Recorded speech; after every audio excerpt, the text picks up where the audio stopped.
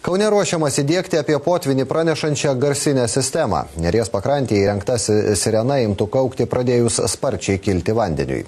Vietos gyventojai tokias prevencinės priemonės vertina skeptiškai. Žmonės sako, kiekvieną pavasarį patys stebintys upės lygį, o kaukianti sirena tik pridėtų streso nuo potvynio gelbėjant namus.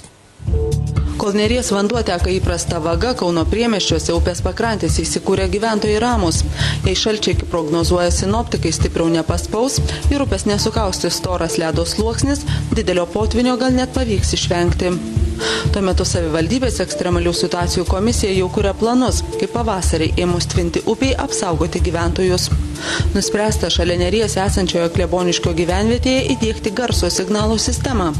Ji būtų jungiama gavus pranešimą apie staigiai kylantį vandens lygį. Aišku, iš anksto reikia ruoštis, nelaukiant tos sirenos, tačiau tai padėtų, ypač kai tas potvynis nakties metu paryčiais apie 3-4 ryto pradėjo staigiai kilti vanduo, tai net nespėjo žmonės susirinkti būtiniausius daiktus. Tai mes manome, kad iš anksto jau žinant vandens lygio kelimą, ta sirena įspėtų apie pasiruošimo būtinybę. Pasak valdininkų, sirena turėtų būti įrengta iki pavasario. Garsiakalbius ir anteną ketinama pastatyti Kauno vandenvietės teritorijoje ant administracinio pastato stogo. Garsinis signalas turėtų būti girdimas 1 kilometro spinduliu. Kilus pavojui, įjungta sirena girdės ne tik Kleboniškio gyventojai, bet ir kitoje upės pusėje įsikūrę žmonės. Vietos gyventojai tokias iniciatyvas vertina skeptiškai ir abejoja, ar sirena turės kokios naudos. Pasak jų, vandens lygį jie stebi patys, o kaukianti sirena tik sukels papildomą įtampą.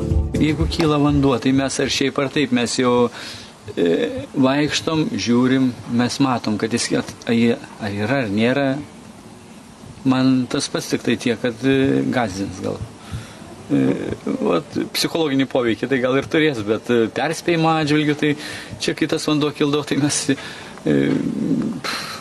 kas pusę valandos eini ir žiūri, akmenuką pasidės ar pagaliukas ir pakilo vanduo ar nusėdo.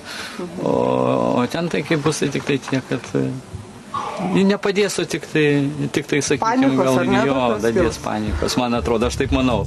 Apie prevencinės priemonės imta galvoti po 2010 metų potvynio, kai naktį pakilęs vanduo pralaužė ledus ir akimirksniu plūstelėjo gyventojų namus. Tada žmonės piktinosi, jog valdžia vangiai sprendžia, ar ledų sangrūdas sprogdinti. Praėjusiais metais nerį sukaušusi ledą bandyta tirpdyti durpėmis. Iš lėktuvo ant upės išpilta keliasdešimt tonų durpių, kurios savo juodą spalvą turėjo pritraukti saulės spindulius ir taip ištirpdyti ledus.